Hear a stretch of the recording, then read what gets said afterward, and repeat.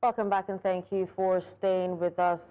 We apologize for the break in transmission, but we've been able to reconnect with our correspondent, Joshua Imarayi, who is on standby at the Federal High Court to speak to us on the Nnamdi Kanu matter. Joshua, if you can hear me, please say something. I can hear you loud and clear, Dashen. I don't know if you can. Fantastic.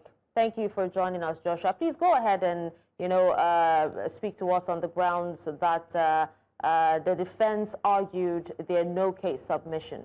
Well, today, at the commencement of proceedings today, Justice James Omotosho gave the two counsels 20 minutes each to elaborate on their arguments on the no-case submission by the defense counsel representing Nnamdi Kanu. And first to come was Kanu Agabi, that's senior advocate of Nigeria representing Nnamdi Kanu.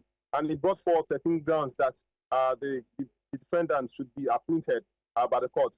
I will take you through the counts one after the other. And the first is that records show that 80 times the witnesses from the DSS, that's those who testified from the DSS, were asked questions during cross-examination, and they answered disclaimers like, I don't know, I can't remember, I have no knowledge of that. And it shows that beyond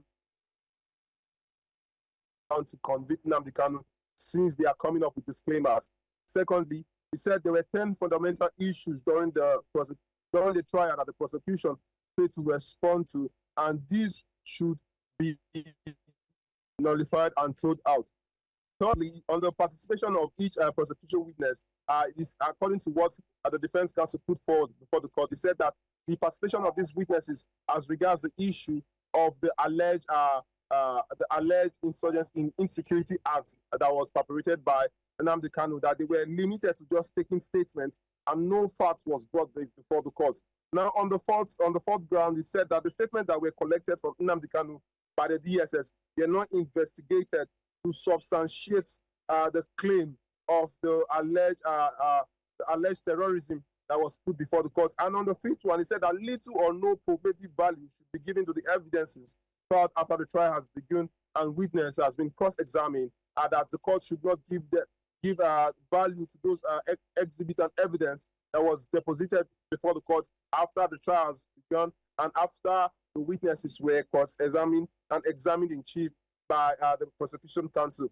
On the sixth one, he said that the witness called for did not distinguish, investigate between what was heard, told to them, and what they found out themselves. That means they did not go further to do due diligence to investigate the statement that Nnamdi Kanu was made to write in their custody. Now, on the seventh one, in the course of 10 years that the prosecution did not cite one name that was allegedly incited by Nnamdi Kanu to perpetrate this act of terrorism, of alleged terrorism or insecurity. Now, on the eighth one, this is quite contentious because now it is bordering on the issue of the proscription of the group, the IPOB.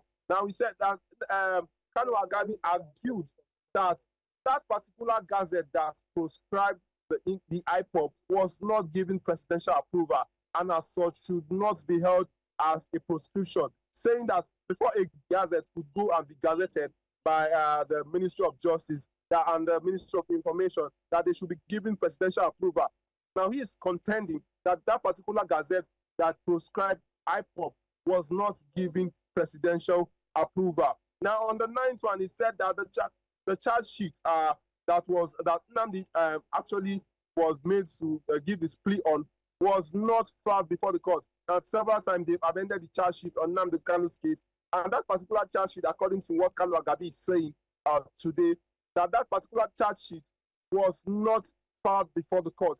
Now, on the 10th one, he said that all Nnamdi Kanu did was just to boast. He even went ahead, that is the person of Kanu Agabi, went ahead to quote pages of Shakespeare, Henry VI, where some people were making declaratory boast of saying they could summon the spirit. That all Nnamdi Kanu said was just being boasting to have the ability to bring the world to a standstill, that he cannot be held on for that, and the court should not punish him for making all those boasts that could not amount to any particular action.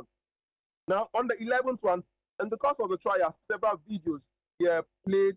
That is where the DG of the DSS was telling Nigerians to defend themselves, and where the person of T.Y. Danjuma too was making the same statement. He said that all Nnamdi Kanu did was to tell his people to defend themselves.